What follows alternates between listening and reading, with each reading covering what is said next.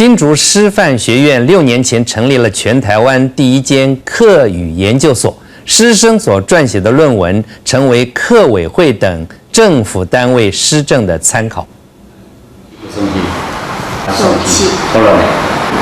在研究室里用客语和教授交谈，是这间研究所与众不同的地方。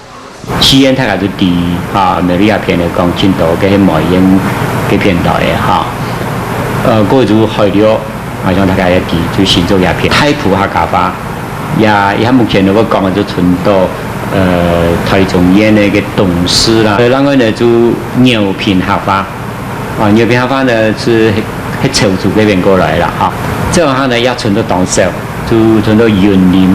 这间台湾语言教育研究所是新竹师院在6年前成立，项目在全台各地的客语是他们研究的主题。这个是听到的台中东西客话的词汇方面，那希望呢就是在台湾客家的文化可以有较全面的研究放在桌上的这些书本都是学生研究的论文，他们将研究资料提供给客委会等政府单位，当作未来施政的参考。民视新闻何乃强、陈小青新竹报道。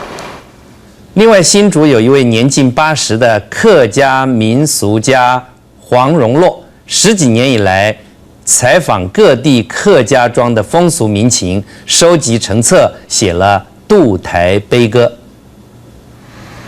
点上一炷香，向关公神像祭拜，写上客家人的生活习惯，全都反映在《渡台悲歌》这本书上。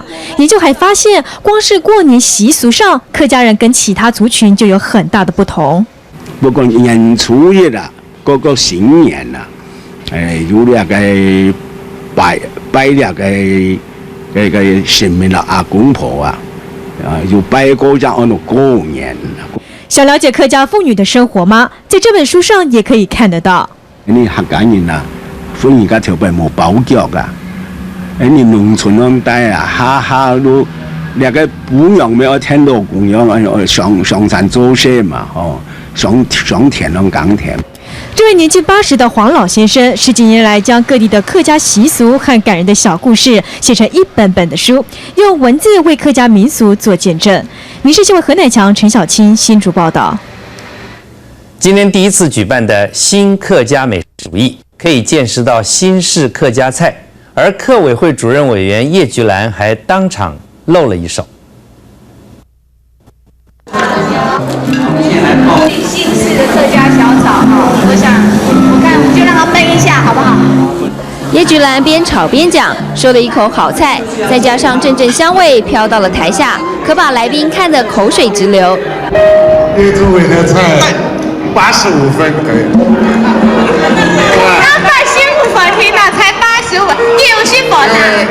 他说明的非常好，煮的一嘴好菜。这个值98分。新式客家菜除了叶主委露了一手，5星级的饭店主厨也有新花招。